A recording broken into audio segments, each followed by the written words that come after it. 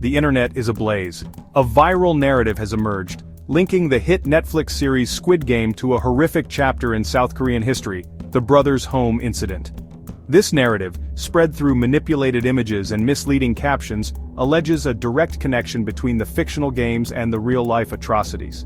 But this is a dangerous fabrication, a distortion of truth that threatens to overshadow the suffering of the victims and the fight for justice. The truth, as always, is far more complex.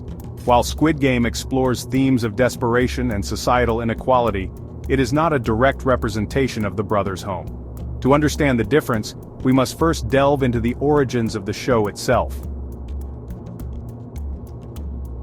Squid Game, the brainchild of director Hwang Dong-hyuk, was born not from a single event, but from a confluence of personal experiences and societal observations. Hwang's journey to creating this global phenomenon was anything but straightforward. It was a path marked by numerous challenges, both personal and professional, that shaped his unique perspective on the world. Hwang, drawing from his own struggles in the cutthroat entertainment industry, paints a bleak picture of a society grappling with economic disparity and the erosion of human connection. His early career was fraught with financial difficulties and the constant pressure to succeed, experiences that deeply influenced his storytelling. His inspiration, he has stated, stemmed from a fascination with the human condition under extreme pressure. This fascination is evident in the intense, often harrowing scenarios depicted in Squid Game, where characters are pushed to their limits, revealing the raw and often unsettling aspects of human nature. He also cites influences from Japanese manga and anime, particularly the survival game genre popularized by works like Battle Royale. These works, known for their intense and often brutal depictions of competition and survival, provided a rich source of inspiration for Hwang. These influences are evident in the show's high-stakes games and social commentary. Squid Game's narrative is a complex tapestry that weaves together elements of suspense, drama, and a poignant critique of modern society. However, to equate Squid Game solely with the brothers' home incident is to ignore Hwang's broader message about the dark side of capitalism and the choices it forces upon us. The show delves into the moral and ethical dilemmas faced by individuals in a capitalist society, highlighting the often harsh and unforgiving nature of the world we live in. Through Squid Game, Hwang invites viewers to reflect on their own lives and the societal structures that shape them. One crucial distinction between the fictional game and the real-life horror lies in the concept of choice. In the world of Squid Game, the participants, though driven by desperation, willingly choose to compete. They are lured by the promise of unimaginable wealth, a chance to escape their crushing debt. The allure of a better life, no matter how slim the odds, is enough to make them take the risk. In Squid Game, the participants, though driven by desperation, willingly choose to compete. They are lured by the promise of unimaginable wealth, a chance to escape their crushing debt. The allure of a better life, no matter how slim the odds, is enough to make them take the risk. They are lured by the promise of unimaginable wealth, a chance to escape their crushing debt. The allure of a better life, no matter how slim the odds, is enough to make them take the risk. The game, though brutal, offers a glimmer of hope, a chance to change their fate. The brothers' home, in stark contrast, offered no such illusion of choice. Its victims were not willing participants but prisoners, rounded up and detained against their will. They were stripped of their freedom, their dignity, and often, their very lives. This difference is fundamental. Its victims were not willing participants but prisoners, rounded up and detained against their will. They were stripped of their freedom, their dignity, and often, their very lives. This difference is fundamental. The brothers' home was a place of unimaginable suffering, where the concept of choice was a cruel joke. They were stripped of their freedom, their dignity, and often, their very lives.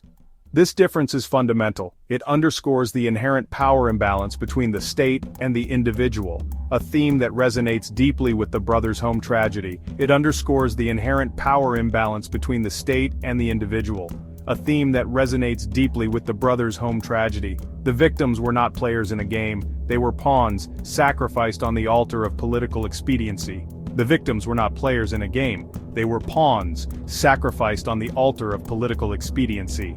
Their suffering was not a consequence of their choices, but a result of systemic abuse and neglect.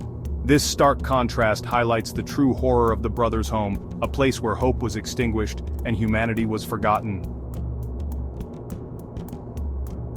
The Brothers Home, officially known as the Boozin City Brothers Home for Vagrants, was established in 1975 under the guise of a social welfare facility.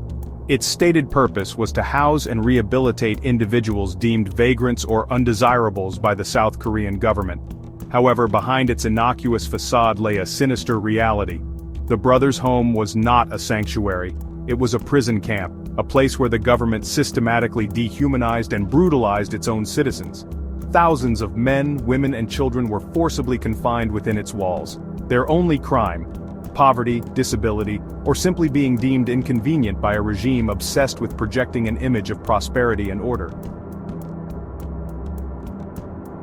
Section 5. A living nightmare. The conditions within the Brothers' home were nothing short of horrific. The walls, once painted with hope, now stood as silent witnesses to the unimaginable suffering that took place within.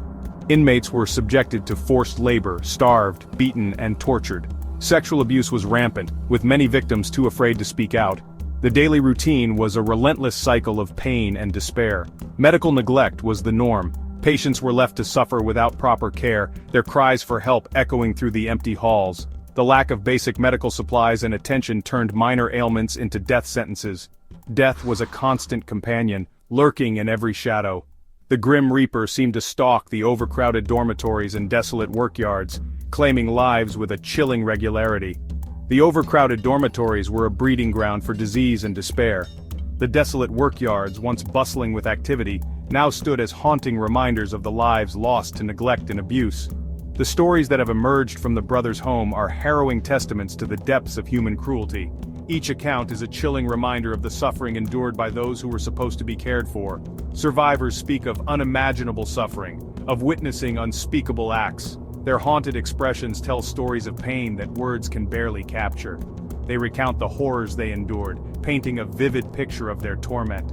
They endured years of physical and psychological torment, their spirits broken by the relentless abuse. The trauma they carry is a testament to the cruelty they faced, a burden they will bear for the rest of their lives. Their voices, silenced for decades by fear and shame, are now finally being heard. The courage it takes to speak out after so many years of silence is immense, and their stories are a powerful call for justice. These voices are now echoing through the halls of justice, demanding recognition and reparation. The historical footage of protests and public outcry highlights the growing awareness and demand for accountability. Their stories paint a chilling portrait of a regime that prioritized image over humanity. The dark clouds over the government buildings symbolize the oppressive nature of the regime that allowed such atrocities to occur. A government willing to sacrifice its most vulnerable citizens on the altar of political ambition. The old documents, now brought to light, reveal the extent of the cover-up and the lengths to which those in power went to maintain their facade. Section 6. The fight for recognition. For years, the horrors of the Brothers' home remained hidden from public view. The government, eager to erase this stain on its history, actively suppressed information and silenced those who dared to speak out. It was not until the late 1980s, as South Korea transitioned to democracy, that the truth began to trickle out. A courageous prosecutor, Kim Yong-won, risked his career and reputation to expose the atrocities committed at the Brothers' home. His investigation, met with fierce resistance from the government, ultimately led to the closure of the facility in 1987. However, justice for the victims remained elusive. Section 7. Honoring the truth. The fight for recognition and redress for the Brothers' home survivors has been a long and arduous one. It was not until 2018, over 3 decades after the facility's closure, that the South Korean government issued a formal apology for its role in the atrocities. Even then, the apology rang hollow for many survivors. Compensation remains inadequate, and the government continues to fight legal battles to avoid full accountability. The survivors, many of whom still bear the physical and emotional scars of their ordeal, deserve more than just words. They deserve justice, they deserve recognition, and they deserve to see the perpetrators held accountable. Section 8. Never forget. The false narrative linking Squid Game to the Brothers' home, while well-intentioned, ultimately does a disservice to the victims.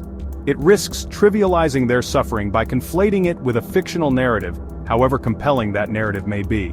Instead of drawing superficial parallels, we must focus on amplifying the voices of the survivors, on demanding accountability from those responsible, and on ensuring that such atrocities never happen again. The brothers' home serves as a chilling reminder of the fragility of human rights and the dangers of unchecked power. It is a story that must be told, remembered, and learned from, lest we repeat the mistakes of the past.